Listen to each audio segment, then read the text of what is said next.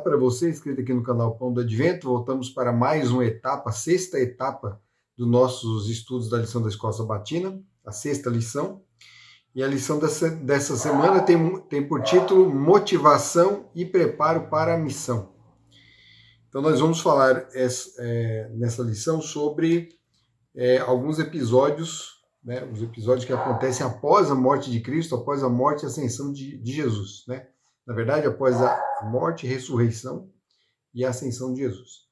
Então, aqui, na morte de Jesus, o evangelho se cumpre, né? A grande esperança, né, o Messias tão esperado, desde o Éden, chegou, cumpriu a sua missão, cumpriu o seu ministério aqui e morreu na cruz, morreu pelos nossos pecados. Ele pagou o preço que nós deveríamos pagar e nos proporcionou, tornou possível que a graça de Deus pudesse manifestar em todos os seres, em todas as pessoas. Então agora, a partir da morte de Cristo, do pagamento dele na cruz do Calvário, o ser humano agora pode, desde que tenha fé nele, alcançar a salvação.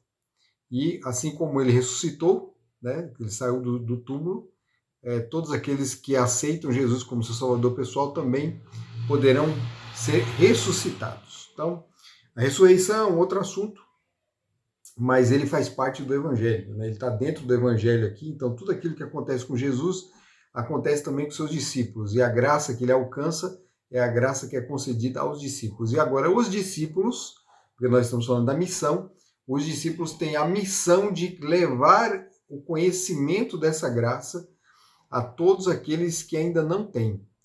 E a missão era grande, porque tudo aconteceu, né? Todos esses eventos aconteceram ali, naquele pedacinho de terra, naquela região ali da Ásia. A Judéia ela é um pedacinho pequeno de terra, né? Comparado com todo o planeta, né? Com toda a extensão, todo o planeta, muito pequeno. Então tudo aconteceu ali, todos aqueles grandes eventos aconteceram ali, e a partir dali, com aquele grupo pequeno de pessoas, né? Ali, quando se reuniram no cenáculo, né, para guardar a promessa da vinda do Espírito Santo, só tinham 120 pessoas. Então, eram 120 pessoas que iam dar início à grande obra, a obra de evangelizar o planeta todo. 120 pessoas. Então, esse foi, né, parecia que era um início assim, que não era promissor, mas a gente vai ver que não. Então Jesus, ele após a ressurreição, ele primeiro, né, se encontrou ali com as mulheres, né, com Maria, né, Maria foi a primeira que viu Jesus ressurreto, mas antes de Maria ver, né, algumas mulheres chegaram ao túmulo e encontraram o túmulo vazio. E os anjos falaram para ela que Jesus havia ressuscitado. Então elas saíram dali correndo para contar a novidade. Maria também, quando encontrou, né, daquelas mulheres, Maria foi aqui, encontrou que viu Jesus, ela também saiu dali para contar a novidade. Então, a primeira coisa que a gente aprende aqui dessa experiência, e que tem a ver com a missão. A missão, ela só é possível, ela só é eficaz quando você tem uma experiência, uma vivência, né, uma experiência real com Jesus Cristo. Então, é lógico, você não vai ter uma vivência como a que Maria teve, você não vai ter uma experiência semelhante à dela, mas pode ter coisa parecida aí, né? Muitas pessoas conversaram com Jesus em sonhos, ou tiveram visões de Jesus, mas isso também é raro, A experiência que você tem que ter com Jesus é a experiência da fé. Pela fé, você pode contemplar o Filho de Deus, e pela fé você pode ter um relacionamento pessoal com ele. Sua vida vai ser transformada pelo conhecimento do Evangelho e pela relação por meio da oração, por meio do trabalho missionário, desse relacionamento, desse comungar com Deus. Você vai ter uma experiência, você vai ter o que contar. Jesus, ele não apareceu na sua vida e não realizou nada. Houve uma transformação, houve uma virada, né? Houve uma conversão na vida. E então cada um tem uma história, porque cada um tem uma experiência diferente com Jesus. Então, a partir daí, esse é o motor que vai mover a vida do cristão para realizar a obra, realizar o trabalho. Então, é necessário primeiro ter essa experiência. Então, essas mulheres tiveram essa experiência e saíram para contar. Saíram para contar. Como a mulher samaritana também, que teve aquela experiência no poço, e a partir dali saiu para contar. Como o endemoniado gadareno, que teve aquela experiência com Jesus, eu vejo que são experiências totalmente diferentes, né? Com pessoas diferentes, situações diferentes, ambientes diferentes. E o contato que tiveram com Jesus também foi diferente. Então, o endemoniado ele é curado e a partir dali ele vai para a terra dele e converte a família. E quando Jesus volta para aquela região, tem várias pessoas que já o aguardam, que o esperam. Aguardam o Messias, então, né, reconhece Jesus como Messias. Então, esse é o motor que vai mover o cristão, a experiência real. Né? Então, Jesus ele vai ali, ele sai do túmulo, né, quando a gente faz um estudo mais aprofundado ali dos eventos, né, ele fala para Maria, não me toque, porque eu ainda não subi ao Pai. Ou seja, não me detenhas, né, ele quer dizer, não me detenhas, não subi ao Pai. Por quê? Porque a partir da ressurreição ele sobe ao Pai e volta. Né? Há um reconhecimento, há uma entrada triunfal de Jesus nas mansões celestiais para reconhecê-lo como o vencedor, né, aquele que venceu. E depois ele retorna e ele passa 40 dias com os discípulos. Né? E logo ali no início, nós temos o episódio dele no caminho de Emaús. Então a primeira parte da lição aqui vem falando justamente sobre o fundamento profético da missão e do evangelho. O fundamento profético. Não tem como você, além do relacionamento que você tem que ter com aquela experiência real com Deus, você tem que ter também bagagem, você tem que ter conteúdo para poder apresentar no seu trabalho de evangelismo, de alcance das pessoas, você tem que ter um conteúdo, você tem que ter conhecimento. Então Jesus no caminho de Emaús, ele encontra aqueles dois homens, ele não se apresenta como Jesus, ali logo de cara, ele não se apresenta como Jesus, ele vai conversando como se fosse ali um forasteiro que não está nem sabendo o que está acontecendo em Jerusalém. Tanto é que eles perguntam, você não sabe o que está acontecendo, você sabe como mataram, né, o justo, Jesus, né? Aí começam a falar da esperança que eles tinham, achavam que ele ia ser o grande libertador e agora ele estava morto. Aí Jesus começa a falar com eles, assim, olha, mas vocês não entenderam, né? Ele não se apresenta como Jesus, mas já começa a falar como Jesus. E ele declara o seguinte, ó, no verso 25 de Lucas, capítulo 24, né? É interessante ler esse capítulo todo aí, e daí em diante a sequência, já no livro de Atos, ele declara o seguinte, então Jesus lhes disse, como vocês são insensatos e demoram para crer em tudo que os profetas disseram. Como vocês são insensatos e demoram para crer em tudo que os profetas disseram. Ou seja, se eles estivessem fundamentados, né, se a esperança deles estivesse fundamentada no conhecimento dos profetas, e não só conhecer a profecia, mas o significado da profecia, se eles tivessem feito isso, então eles não estariam passando por aquela dificuldade naquele momento. Eles saberiam que Jesus haveria de ressuscitar no terceiro dia, porque isso era profético, isso havia sido profetizado.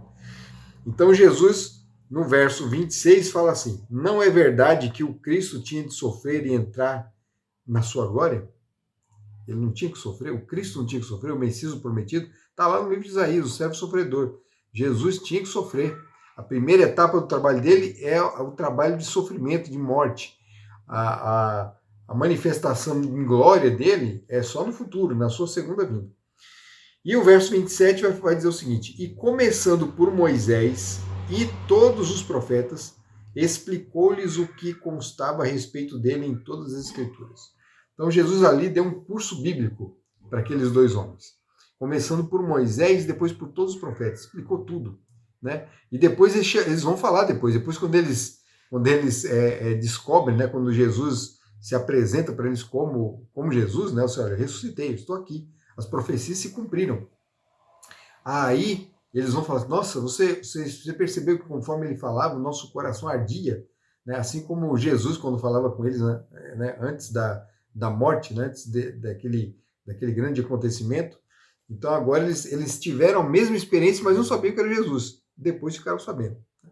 Então o importante aqui, que nós vamos entender, é necessário o preparo doutrinário, o conhecimento da doutrina, da palavra de Deus, o conhecimento profundo, Você tem que apresentar a sua experiência, né, o seu testemunho, mas somado à palavra de Deus. Senão, não tem muita valia também não. Né? A pessoa vai só ouvir uma história bonita, mas não vai saber como que isso vai se cumprir na vida dela. É pelo contato da palavra e o desenvolvimento da fé que esse relacionamento acontece. E não é a única vez que Jesus fala isso. Jesus depois ele vai falar também para os discípulos que estavam reunidos, né? Ele aparece de repente no meio de uma reunião com os discípulos e fala para eles assim, no capítulo 24 ainda, verso 44. A seguir Jesus lhes disse, são essas palavras que eu lhes falei, estando ainda com vocês. Era necessário que se cumprisse tudo que está escrito a respeito de mim na lei de Moisés, nos profetas e nos salmos. Na lei de Moisés, nos profetas e nos salmos. Então lhes abriu o entendimento para compreender as Escrituras. Então Jesus abriu o entendimento deles para eles poderem entender o que está em Moisés, o que está nos profetas e o que está nos salmos. Quando Jesus cita lei, profetas e salmos, ele está falando todo o Antigo Testamento. Todo o Antigo Testamento. Tá? Ele pegou ali, ele de forma assim resumida, quando fala a lei de Moisés, são os 5 primeiros livros. São os 5 primeiros livros da Torá. Quando fala os profetas, são todos escritos profetas, incluindo crônicas, o livro de Reis. Ele também fazia parte, ele também era entendido. Hoje a gente faz a separação diferente, né? Hoje nós separamos de forma diferente. Nós falamos em livros históricos, né? Mas na época de Jesus estava incluído tudo, profetas estavam incluído tudo isso aí. E quando ele fala salmos, são todos os livros que hoje nós chamamos de sapienciais, né? Então ele falou salmos aqui, mas está incluído também Provérbios, está incluído o livro de Jó, está incluído o Cantares, Eclesiastes, né? Está tudo incluso aqui. Então toda a escritura fala de Jesus, toda. E os discípulos tinham que entender isso. Para a grande missão que eles teriam pela frente, eles tinham que entender corretamente o que os profetas disseram e como as profecias se cumpriram. Isso valia para eles e vale para nós também. É a mesma coisa, né? E qual foi o resultado disso? Então, lá no livro de Lucas, lá no livro de Atos, né, que é o outro livro que Lucas escreveu, nós vamos encontrar o resto da história. Jesus se despede, os anjos prometem que assim como ele foi visto subir, ele voltaria, e agora os discípulos vão fazer aquilo que Jesus disse que eles tinham que fazer. Eles deveriam permanecer em Jerusalém, e aguardar até o momento em que eles receberiam o Espírito Santo. E isso se cumpriu no dia de Pentecostes, tá? Muita gente não sabe disso, mas o Pentecostes, ele faz um paralelo com o recebimento das tábuas da lei, porque foi justamente 50 dias depois da saída do Egito, Moisés subiu no monte, é por isso que é Pentecostes, 50 dias, subiu no monte e recebeu as tábuas da lei. E ali, no monte, houve a figura do fogo, né? Jesus se manifestou com chamas, né? O monte fumegava, né? Havia raios, havia o toque de trombetas, e ali no Pentecostes, na descida do Espírito Santo, também surgem chamas de fogo, né? Línguas de fogo sobre a cabeça dos discípulos de 120 que estavam reunidos ali em oração, em comunhão, totalmente interessados em ver o cumprimento da promessa. E ao receberem o Espírito Santo, eles saem agora para proclamar. O próprio Espírito Santo os impulsiona. Eles têm agora o quê? Eles têm a experiência, porque eles viveram, tanto é que eles escolhem Matias, porque eles queriam que o número ficasse completo. Eles entendiam que a igreja tinha que ser organizada como Jesus deixou. Então, tinha que ter os 12. Então, Judas, ele se perdeu, morreu, saiu do grupo. E eles escolheram, né, 2 homens lá, né, foram trazidos 2 homens e o Espírito Santo escolheu Matias para ficar no lugar de Judas. Então agora o número estava ali completo, eles saíram para cumprir a missão. Não só os 12, mas todos aqueles que estavam ali naquela reunião. Saíram para cumprir a missão. E nessa missão aconteceu o contrário da Torre de Babel. Né? Isso é um paralelo que muita gente não faz também. Na Torre de Babel, o povo se exalta, né, e o povo se perde, e as línguas são confundidas. E aí se espalham pelo mundo e surgem as grandes nações. Né? As nações surgem a partir dali, dessa confusão de línguas. Né? Cada povo que se entendia foi formando grupos aí, espalhando pelo mundo. Agora, o Espírito Santo vem e dá o dom de línguas para os discípulos para que eles falem nessas línguas que surgiram ali na época de Babel. Então, o Espírito Santo agora, como é aquilo que foi separado, vai agora ser unificado pelo poder do Espírito Santo. Então, o grande trabalho do Espírito Santo é unificar tudo. Unificar do jeito certo. Unificar separado. Tá? Não é unificar para ficar todo mundo juntinho no mesmo lugar, porque esse era o propósito. Deus não queria aquilo com a Torre de Babel. Deus queria que se espalhasse pelo mundo. E os discípulos agora deveriam se espalhar pelo mundo com os seus dons para proclamar o evangelho a toda criatura. Então, o que foi necessário? Foi necessário a experiência com Jesus, foi necessário o entendimento da palavra de Deus, a lei, os profetas, os salmos. Foi necessário o Espírito Santo, porque sem o Espírito Santo não é possível cumprir essa missão, é impossível. Aí, sem o Espírito Santo, a experiência que você teve, a palavra de Deus, é morta, não serve para nada. Tem que ter o Espírito Santo ali, ele é o elemento que vai dar poder à mensagem. Ele é que vai impressionar as pessoas e ele é que vai iluminar o instrumento humano para que possa levar a palavra correta, né? Levar a palavra que aquele povo realmente necessita. Então, os três elementos para a missão estavam ali. E a partir dali, o evangelho começou a ser pregado para todo mundo. A partir dali, a missão ganhou uma nova dimensão. Na antiga dispensação, né, no Antigo Testamento, Deus tinha o povo de Israel para que as nações se aproximassem de Israel. Agora, né, o plano mudou. Deus ele tem a sua igreja e a igreja que vai alcançar os povos, que vai cumprir a missão para os povos, inclusive com o próprio povo de Israel, porque o evangelho tinha que ser pregado primeiro ali, na Judéia, depois Samaria Jerusalém, na Judéia, Samaria e nos confins da terra. Né? Deveria ser levado ao mundo todo. Então é isso. O desafio, né, nós temos o desafio da semana. Pense em alguém que você gostaria que fosse um crente. Ore todos os dias para que ele tenha uma experiência pessoal com Jesus. Então imagina aí que você conhece que não é crente, que não tem uma experiência com Jesus. Ore por ele. Né? Tudo começa pela oração. Isso é um outro detalhe também. Né? Para receber o Espírito Santo, eles oraram. Estavam em comunhão. Né? Então, o Espírito Santo é um elemento fundamental, mas há um preparo para poder receber o Espírito Santo. Ele não vem de qualquer jeito, não. Desafio. Quem você está discipulando e levando a um relacionamento com Jesus? Então, esses dias todos aí, já tem alguém? Já conseguiu alguém para discipular? Para pregar o evangelho? Procure maneiras de trazer essa pessoa à comunhão com outros crentes. Se você ainda não tem, peça para Deus. Deus ele vai colocar alguém na sua vida, aí, no seu caminho, para que você possa evangelizar. Então é isso. A lição dessa semana focou nesses pontos aí. Precisamos, relembrando, de ter uma experiência com Jesus, uma experiência de conversão, de vivência. Precisamos ter conhecimento da palavra de Deus para pregar o evangelho e precisamos do Espírito Santo para ter poder e alcançar, né, para fazer com que a obra se expanda e tenha impacto e seja eficiente. E Deus abençoe você. Até o próximo vídeo.